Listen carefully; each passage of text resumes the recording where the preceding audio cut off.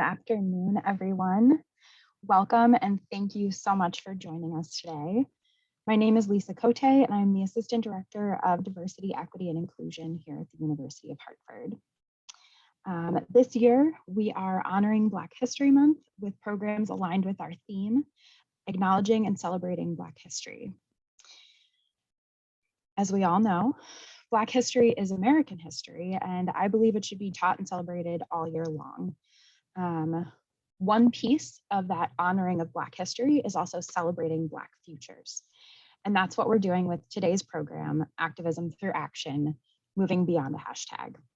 We are so lucky to have Zyahna Bryant with us to share her story and inspire our students and our entire campus community to take action.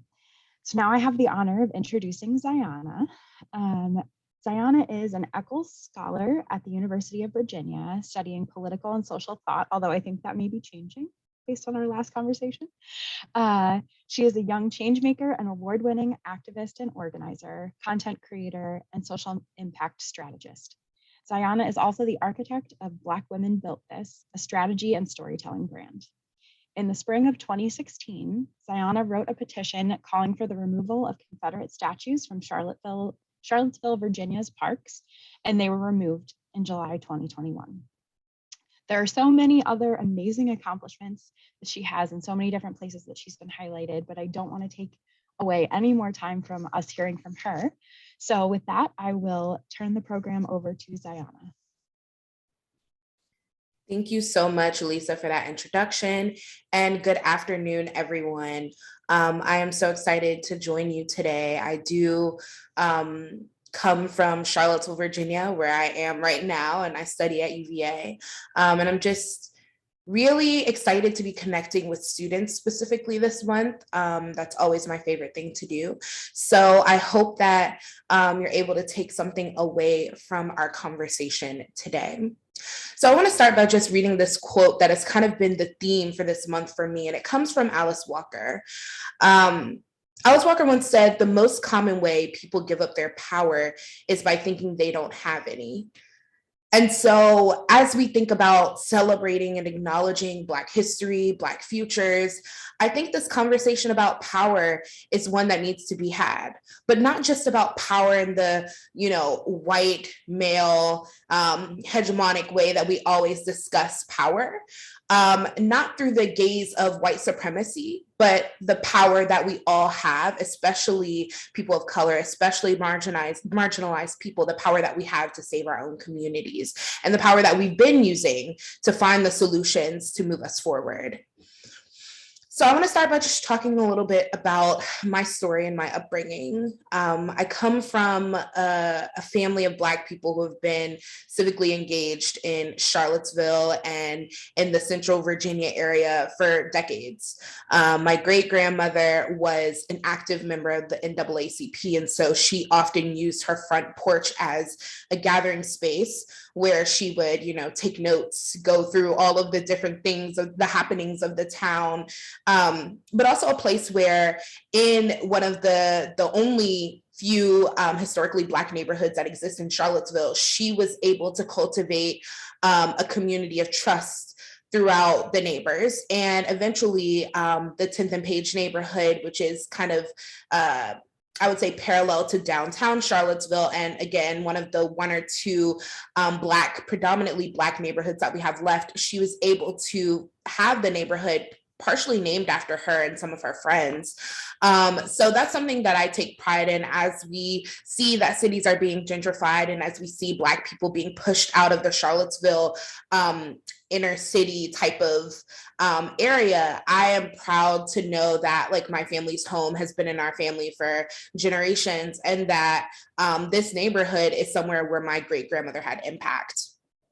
I also come from a family where two of my great uncles were two of the first 12 students to enter grade schools in Charlottesville.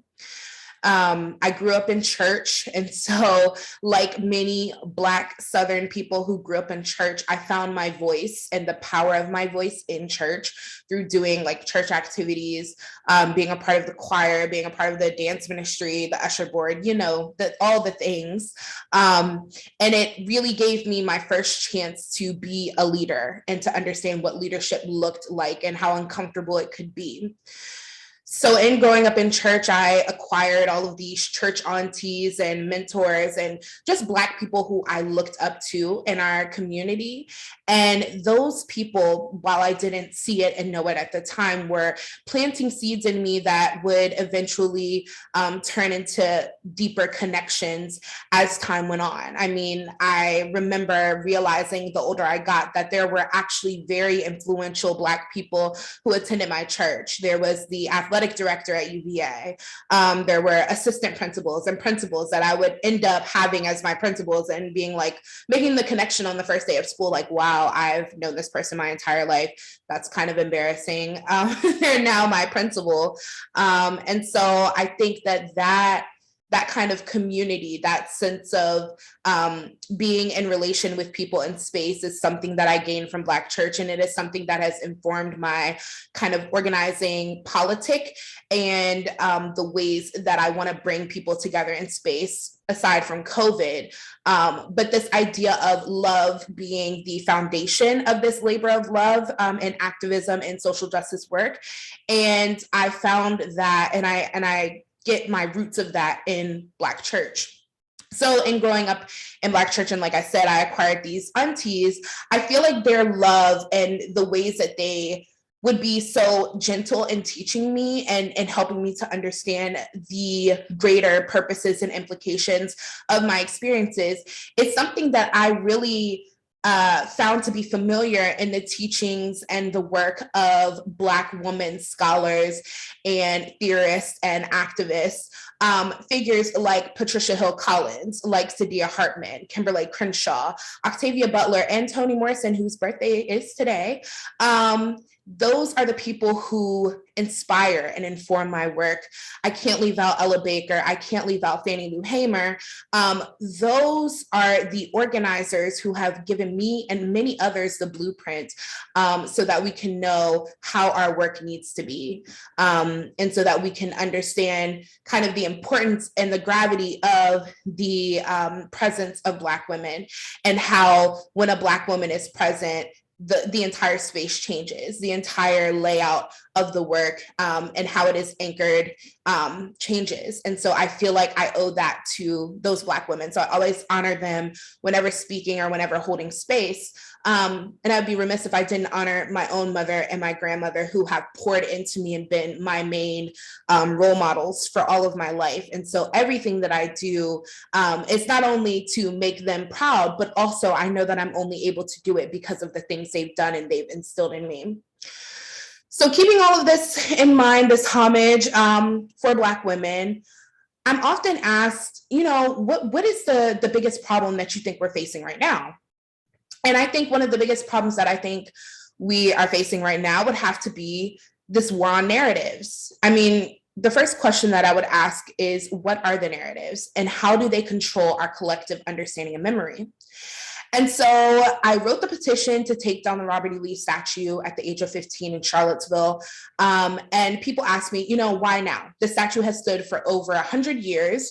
It hasn't really bothered anyone. Why should we be focusing our energy and attention on these statues, these monuments that are made of stone and marble, that have been up and have kind of been an essential part of the artistic vibe and architecture of cities all across the South and even in the North? Why is it important for us to take those statues down? And my first thing is always, well, what do these statues represent, right? What are the implications that we get from our built environment? What are the silent messages that we take in, we consume as we encounter these spaces and as we interact with them? And for public space, I think there is an argument around the kind of psychological I would say, things, activities that happen when you encounter a statue that's hovering over you that is a slave master, right? Like, what does that mean? And how does that shift the way that you experience that space as a Black person, and especially as a Black person in the South, or in cities where there is, a predominantly white population? And what does that mean? And so for me, my job as a young person was to be very firm in my belief of taking down the statues, but also I quickly had to be able to articulate the connections between these statues and monuments and the deeper systems that allowed them to be put up in the first place, right? So there was this war, not just on the statues. The fight wasn't about just taking the statues down. The fight was about opening up conversations about historical narratives. How has Charlottesville gotten to the place that it is? How has Charlottesville become the ideal rallying point for white supremacists? And for me, I wanted to be clear in helping people to understand that progress is not linear, but neither is racial trauma. And so when we think about like how, there's a rally in 2017, in August of 2017, there are people bearing torches, and the imagery looks like something from the 60s, from the 50s, from the 30s. Like, how do we tie those connections together and kind of debunk this idea that progress and time is solely linear and that things progress in a line?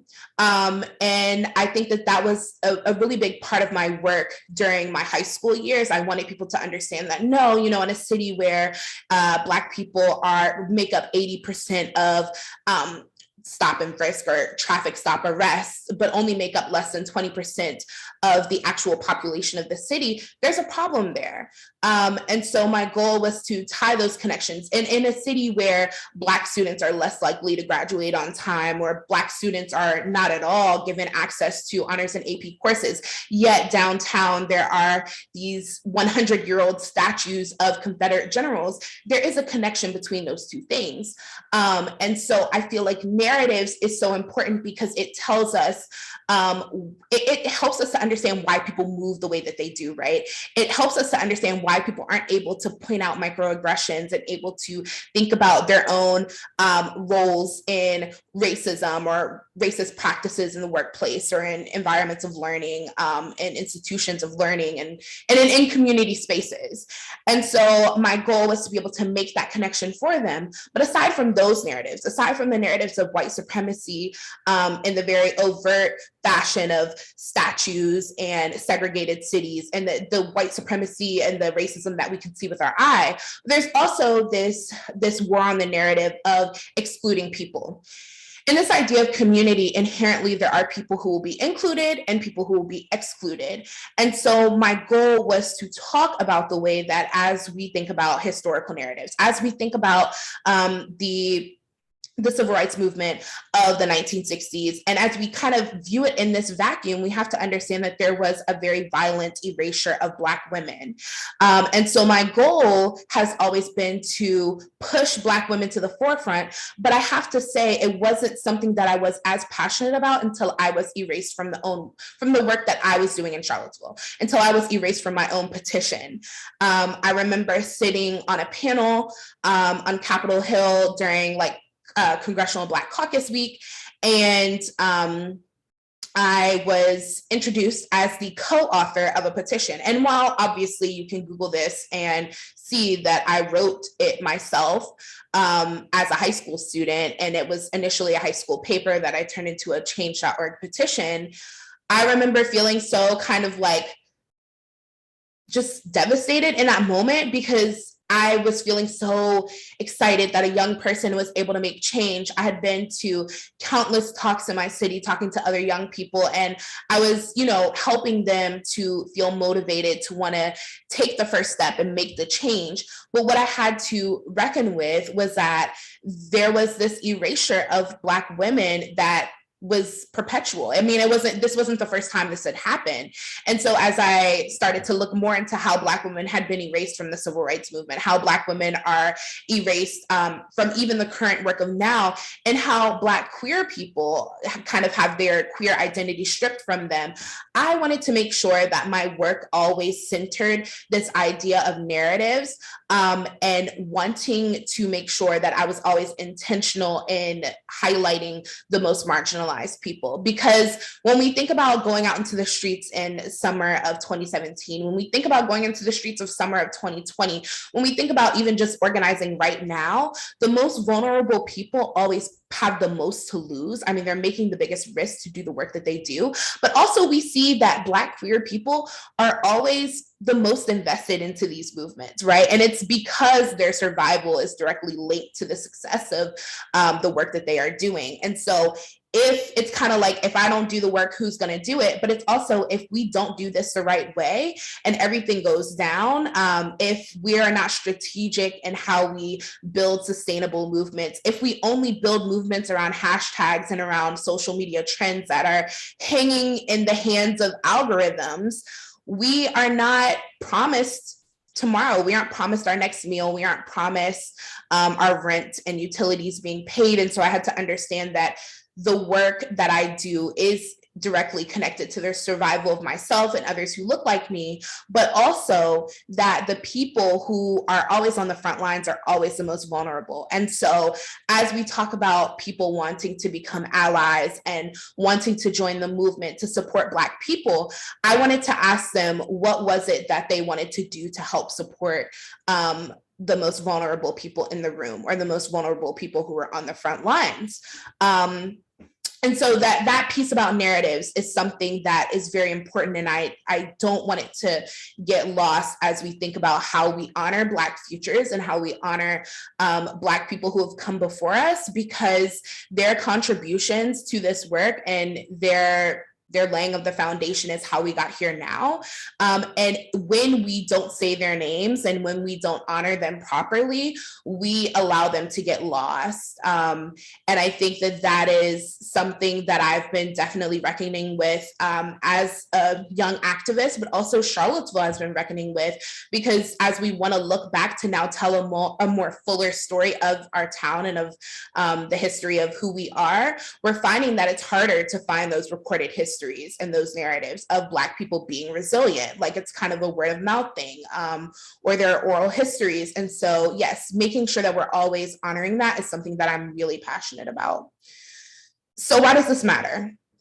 Well, we talk about the power of rebranding. We talk about cancel culture. And in a time like now, I think that there's this tendency for people or institutions who have done deep, deep historical wrongs to be able to quickly rebrand and to change their proximity to the issue, right?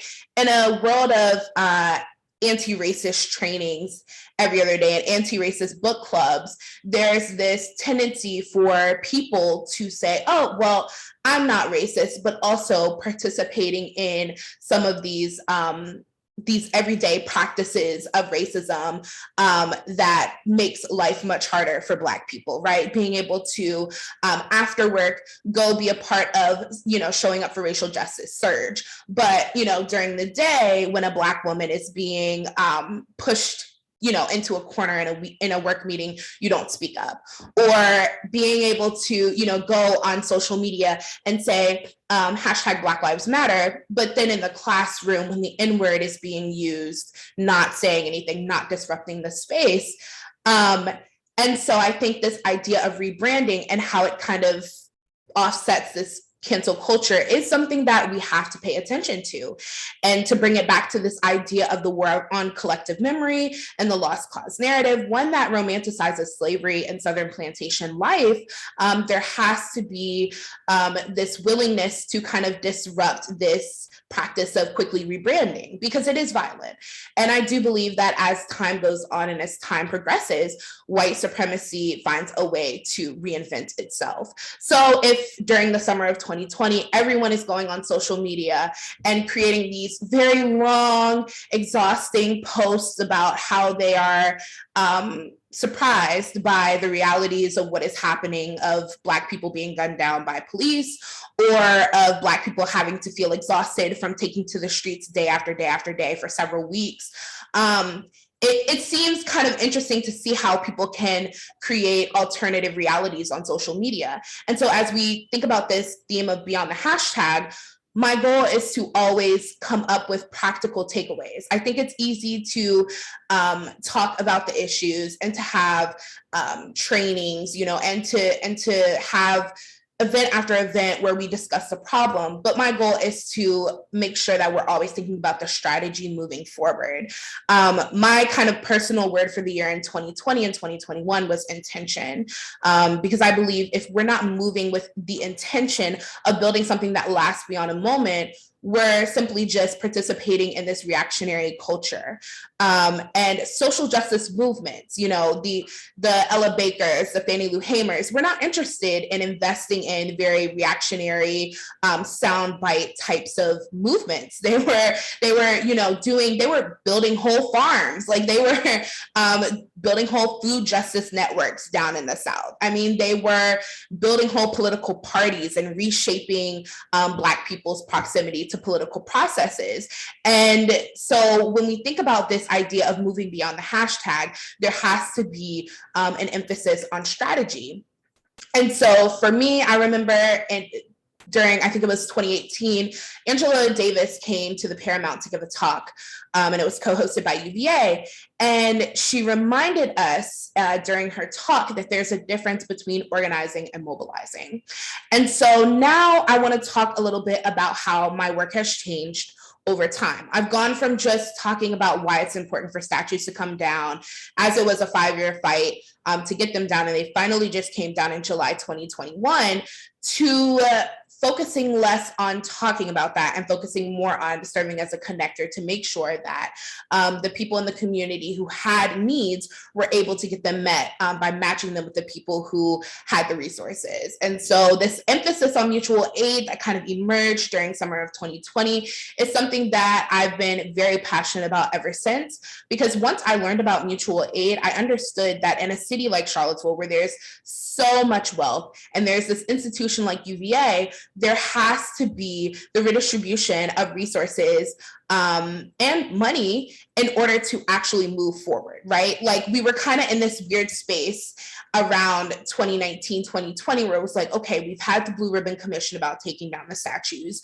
We've had these public events, we've brought speakers in, but we're still in the same place. We still have students who are failing in our schools. We still have Black students who don't have access to post-secondary educational opportunities. We still have Black families that are struggling. So how do we move this energy and this momentum around becoming anti-racist to practical change? So my goal was to start emphasizing the checking of blind spots, my own and others. I wanted to make sure that people were understanding that in every conversation, if we aren't asking ourselves, well, what about the experiences and the voices of the most marginalized people on this particular issue? If we're not asking ourselves about those things, then we are doing it wrong. We are leaving someone out of the conversation. And so I wanted to find ways to become a better ally to Black trans women. I wanted to find a way to become a better ally to undocumented people in my community. And so I started kind of pushing myself into those spaces more and trying to build coalitions with some of those leaders in the community. Again, if those people are not at the table, they are absolutely on the menu. And so it's important, in my opinion, to make sure that those people are always centered, because when they are well supported and they do well, the entire community does well. There's also this emphasis, again, on mutual aid. I wanted to make sure that I was using my platforms to educate, but to also redistribute some resources. I started doing weekly calls to action, then they turned into doing multiple calls to action in a week. And it was basically people were submitting mutual aid requests to me. They would send, this is the bill that I have. This is the immediate need that I have. And I was, of course, prioritizing the most marginalized people. So low income, Black single moms, Black moms with newborns. I was centering queer Black people. Those are the people who had the needs during that time of like everyone being like, open your purse and, you know, redistribute some wealth. And so I wanted to make sure that those people weren't being lost. And so I, during the first year, was able to raise around like $36,000. Last year, close to $60,000, just by posting these calls to action on Twitter and then being able to directly redistribute that aid to the people who needed it. And while, I mean, the practice of mutual aid is never a perfect thing, it's definitely something that's not new. Mutual aid is a practice that Black people have been using for a very long time in their communities in order to move resources around. And so I felt very comfortable in using my platform of like 20K on Instagram and 11K on Twitter to be able to make sure that those needs were not being lost in conversations about social justice. And I think when we talk about how we can move beyond the hashtag, being able to leverage those platforms and the access that you have to other people and their eyes and their algorithms in order to push for social change. And it doesn't have to be direct fundraising, but it could be something as simple as posting infographics with calls to action, right? Because awareness is important, but again, as Angela Davis said, there's a difference between organizing and mobilizing. And I think oftentimes we do the awareness part. We sometimes do the strategy part, but the piece that's missing is the actual moving to action. And so I think using social media as a tool for that has definitely been something that myself and a lot of young activists have found to be very helpful.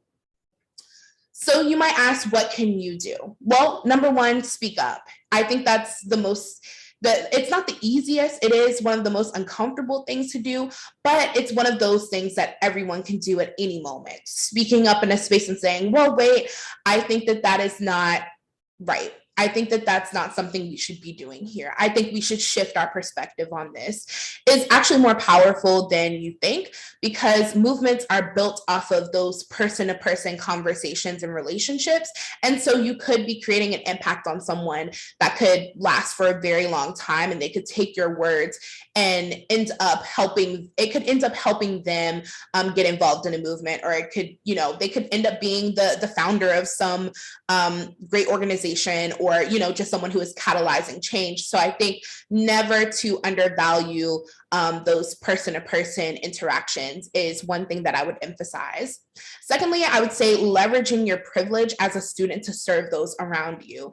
As I came into the university, I wanted to make sure that I was using kind of my privilege and access as a UVA student to help support the work that was being done on the ground. So I grew up in Charlottesville, and I ended up going to college here too. So I know the people who I was organizing with in high school. I know some of the adults who would probably never step foot into a university classroom just because of the way that those institutions are structured and how they're oppressive to certain people. And so I know that there are people who will never probably pursue a college education, but who are interested in doing research, who are interested in collecting data, and who have very valuable experiences and solutions to the problems that we're discussing in some of these college classrooms. And so my goal was to always say, well, Professor Flores, maybe we should look at this blog post that was written by this community member. Like, how can we bring their work into the classroom is something that I was really interested in, but also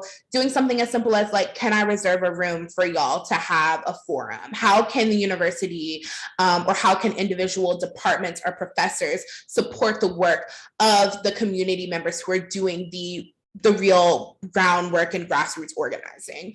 And that was something that I feel like has been impactful. And I think a lot of UVA student activists have been doing that. And it's happened before we got here. I mean, the campaign for a living wage has been going on UVA's campus for over 20 years at this point. So this is not a new idea, but it is something that has a lot of power in it when we work to kind of redistribute those resources that we have proximity to as students, faculty, staff.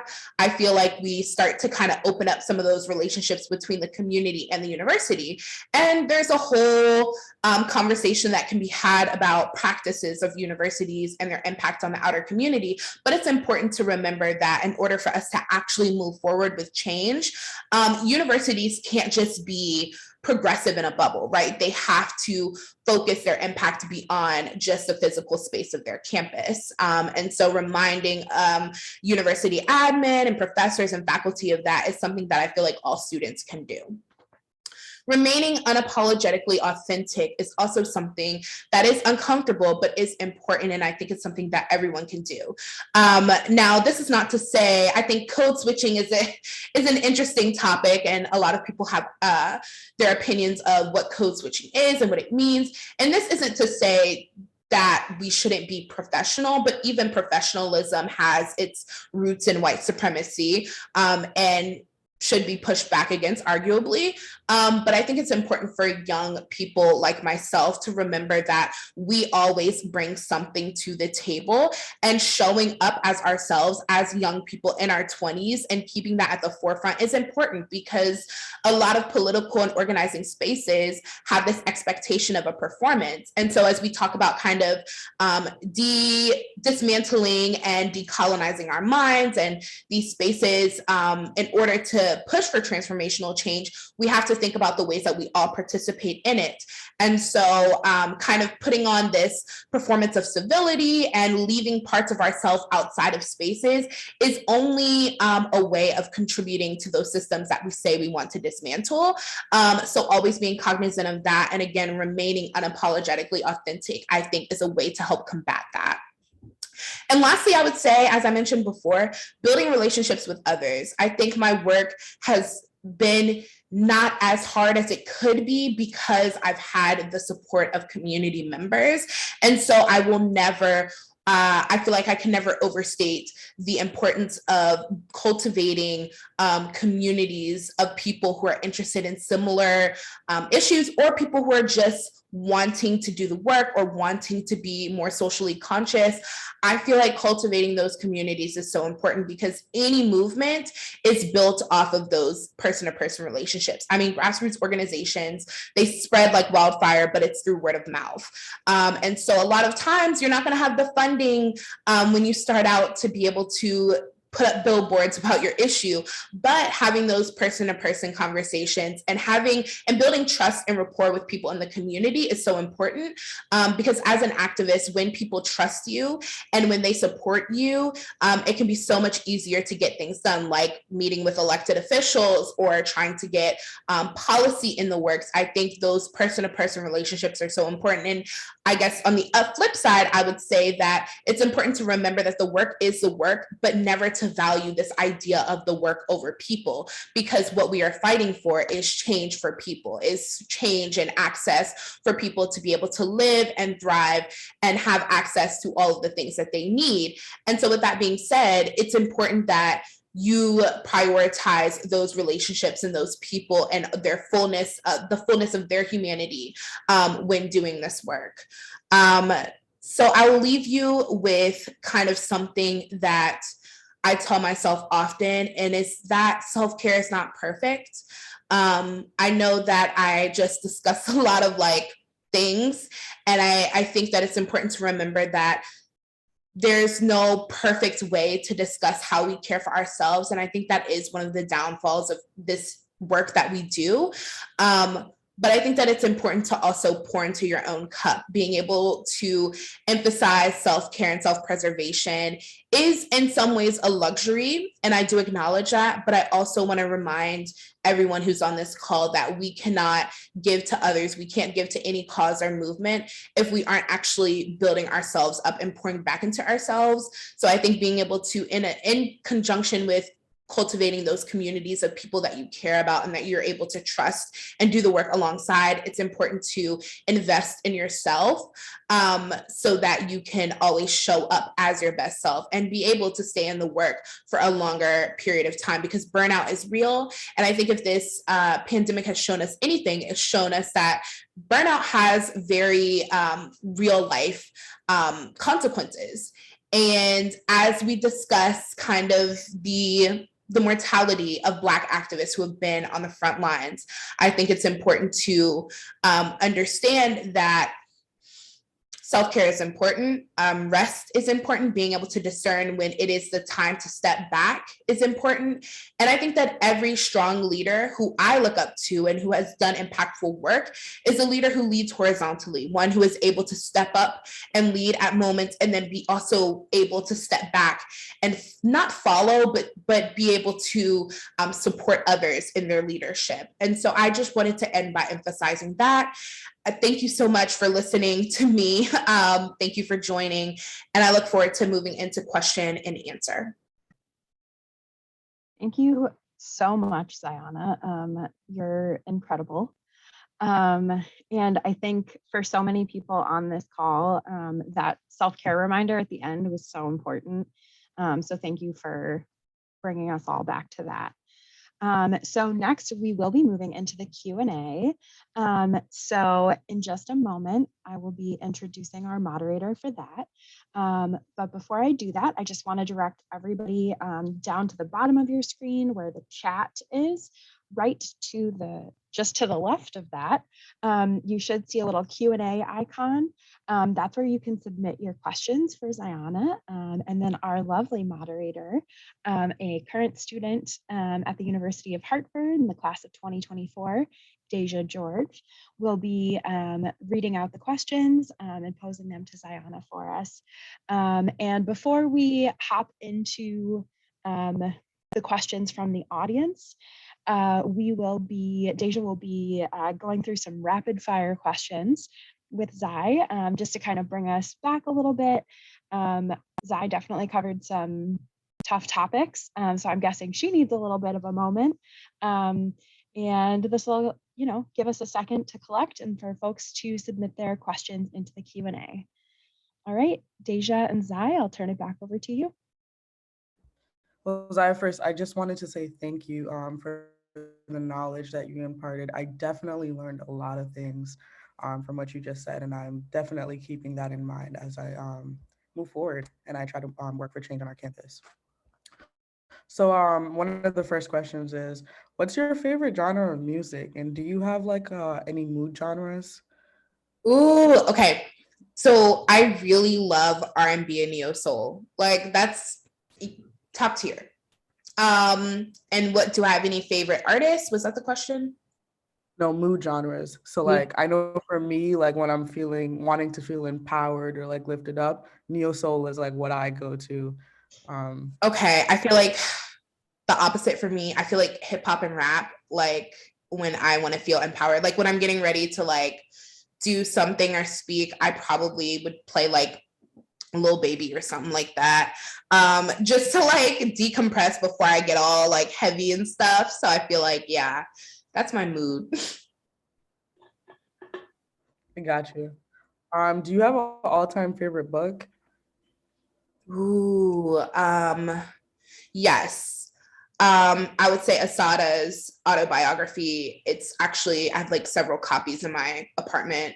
Another one of my favorites would have to be The Bluest Eye.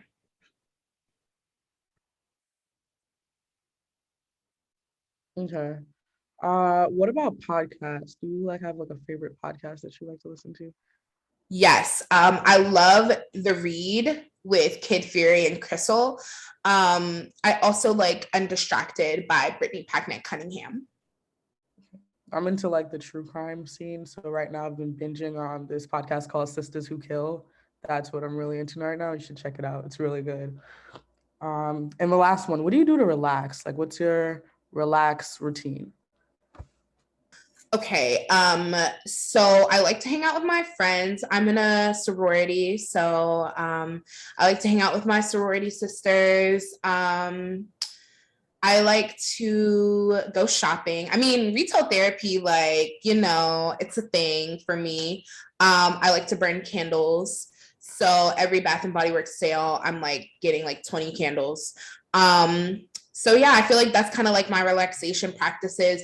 And then also I like watching like vlogs on YouTube.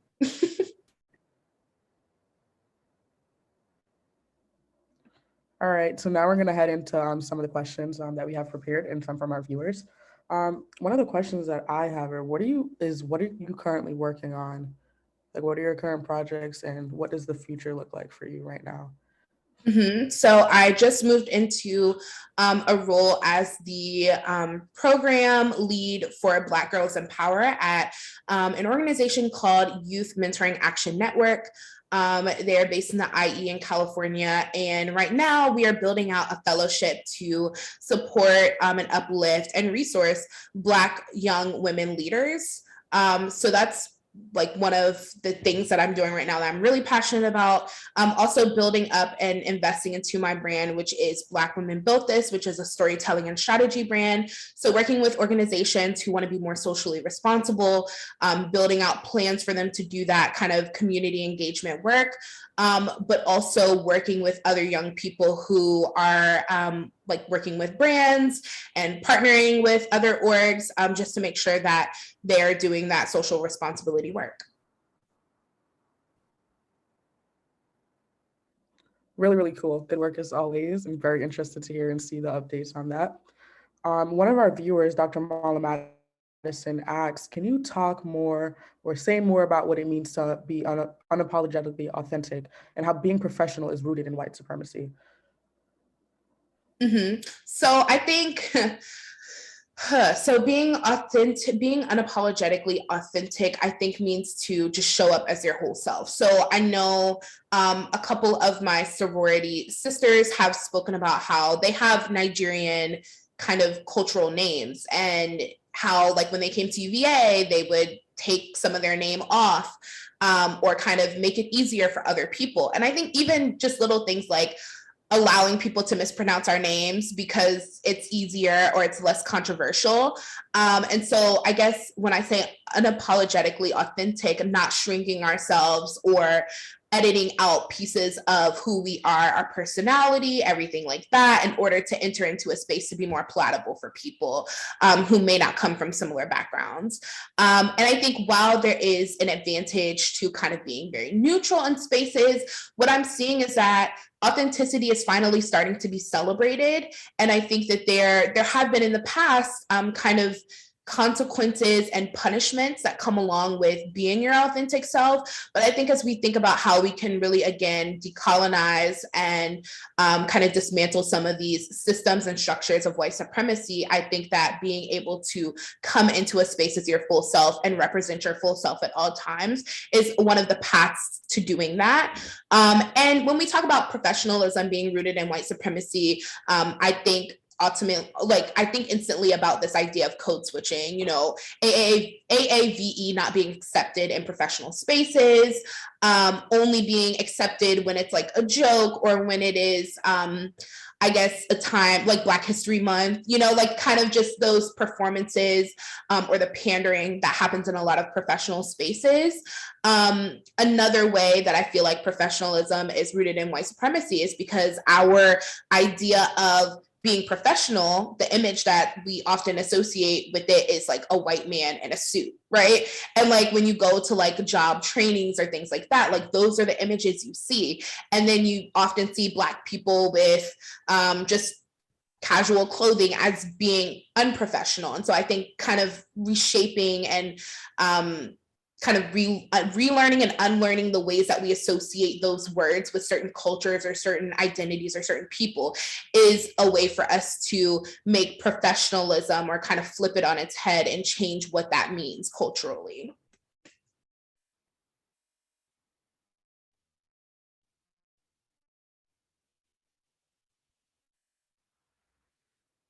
Where you are perceived to be pushing the envelope or doing what's not really normal. Do you have any tips on how to stay authentic in those types of situations? Yes. Can you repeat the question? I only heard half of it. Thank you. Oh, I'm so sorry.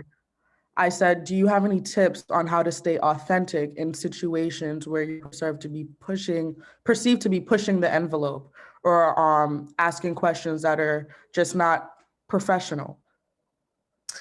Well, so I think there is, that's kind of controversial within itself because I think when you're kind of pushed aside for asking certain questions or pushing the envelope, I think that that tells you something within itself. And that is that people aren't ready to have the conversations that need to be had. And that is kind of, that plays into what I was speaking about when I talk about this idea of rebranding in the context of this culture of cancel culture, which is really just accountability, but people don't like accountability, so they call it something else.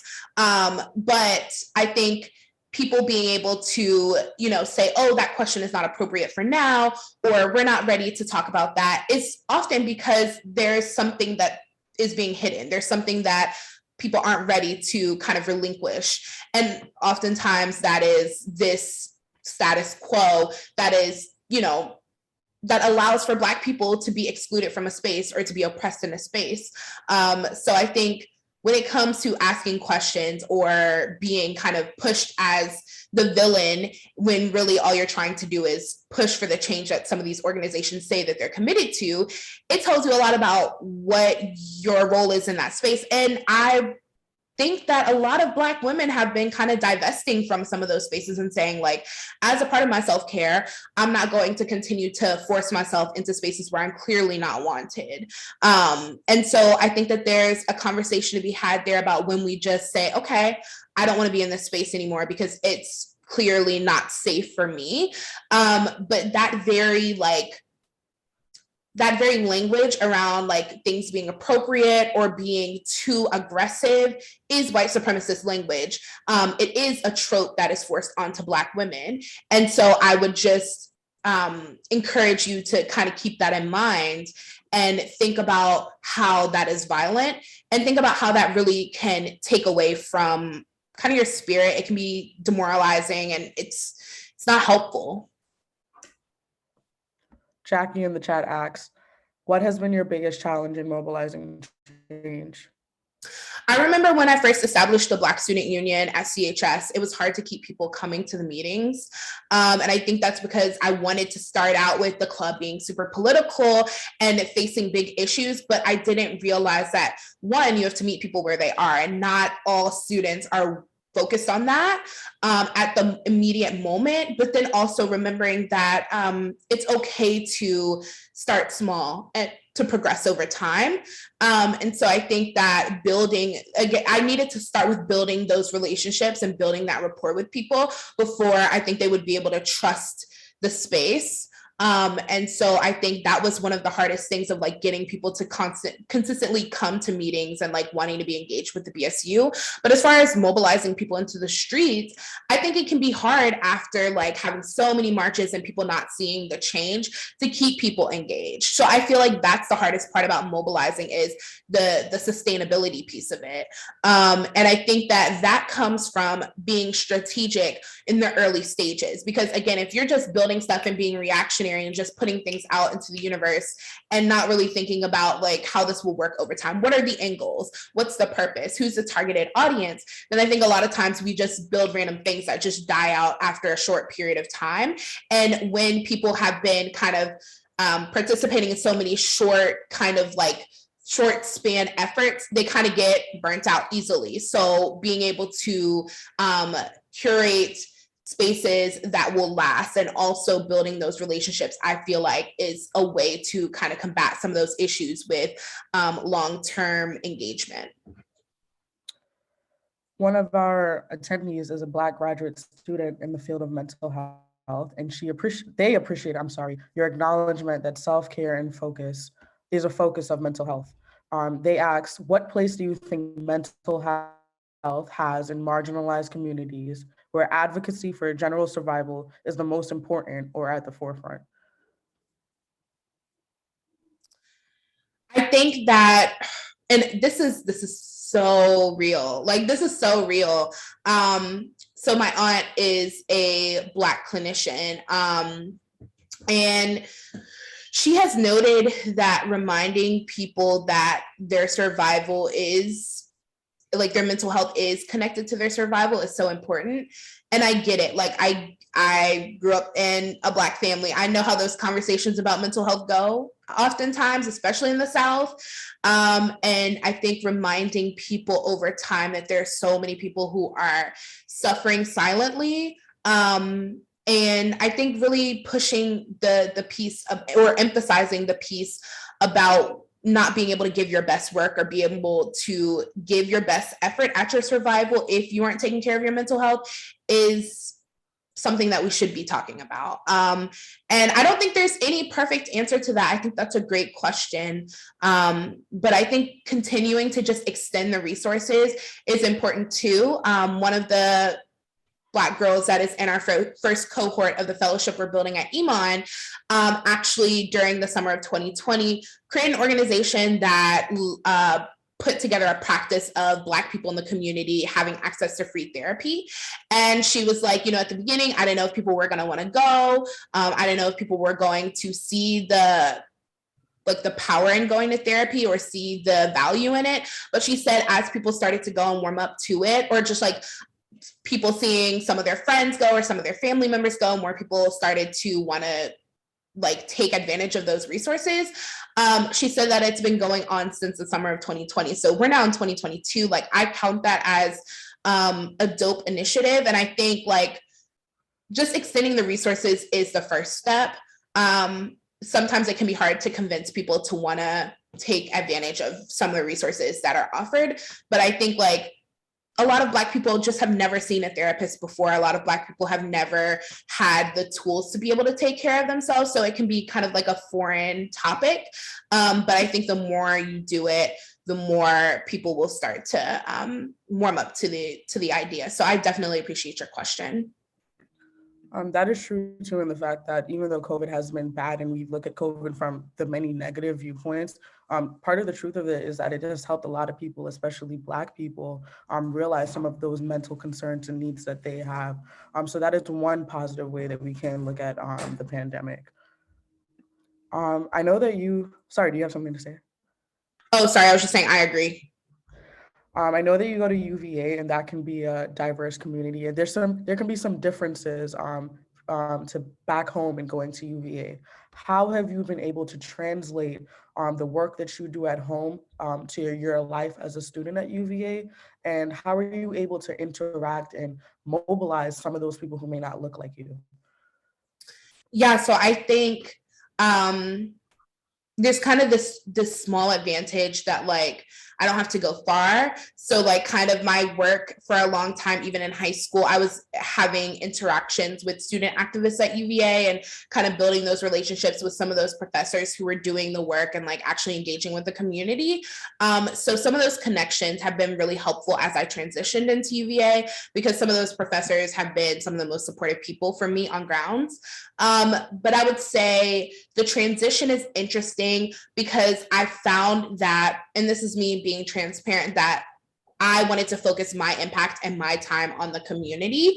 I think that there's this idea that a lot of campus organizing can just be circular in a way. And then it's also important to note that at a lot of universities, student activists are then targeted, right? And I was actually listening to a Twitter space yesterday with HBCU students who were talking about the bomb threats that have been happening across the country and how kind of the AUC has been changing with student organizers and how they're doing great work on their campuses, but they're also then targeted by administration because of the nature of the work that they're doing. I also think about the HU, the Howard students who did the sleep in at Blackburn, the takeover that they did. And so I think it's important to note that I was tired of being the student who was blackballed in a lot of academic spaces. A lot of students who are Black and who are very active in social justice work then have to decide, do I want to be the student who gets all the fellowships and gets to reap the fruits of my labor as I focus mainly on my academics, or do I want to be the student who's actually engaging with the community and, doing the work on the ground that can be riskier and that can then disqualify me from being able to benefit from some of the systems, right? And so I think that I had to quickly make the decision that my community was more important, especially when my university is expanding into Black neighborhoods and kind of being an issue in the Charlottesville community and has been since the beginning of time. But yeah, I think that it's complicated and especially being a student going to school in your hometown. And still hearing a lot of the people you care about having horror stories of their interactions with the university, and not then becoming the poster child of the university and defending the university, but being aware of the ways that it can be oppressive in the space that it's in, and wanting to work to find ways to make that better. But I do want to say, Black students who may be listening, I think a lot of these institutions can take a lot of energy out of us without feeding back into us. And so that's why the self-preservation and self-care parts of it is so important, but also learning the power and the appropriate times to use no, because no is a full sentence. And we have to remember that historically, Black students have been exploited, and their student activism has been exploited by larger institutions, only for them to make small changes and then go back to the way that they were before those students even came on the university's campus. One last question before we wrap up. How can we support you as viewers? How can we support your cause and support you as a person? I am on social media. I try to use my social media platforms to push out calls to action and to also just post informative content. So engaging with that is always helpful because algorithms are evil. And I think also just the main way that you can support me and support your community is by getting involved, finding the local activists and the local Black women, the local Black queer people who are leading efforts in your community and putting your resources and time behind them. That's my main message. That's my main call to action. And by doing that, you are supporting me and young Black people all over. So I would encourage you to do that. Thank you so much, Deja. Thank you. I enjoyed this so much. Thank you for joining us today, everyone. I especially want to thank you, Zyahna, for your inspiring words. Wow, wow, wow. Words that I am so sure will serve to inspire all of us to actions. I especially appreciate the number of items that you've shared with us by way of a toolkit. I also like your thoughts around your idea on the unapologetically authentic. I love that. And so thank you so much for joining us. Deja, you were absolutely awesome. And I also thank you for joining us, taking time out of your busy schedule here on campus to be with us. I hope you too have been inspired. Especially want to thank my office, Lisa, for ensuring that we had an awesome program this afternoon. Please join us for our upcoming other programs as we celebrate Black History this month. And again, I hope you'll be able to tune in or join us online.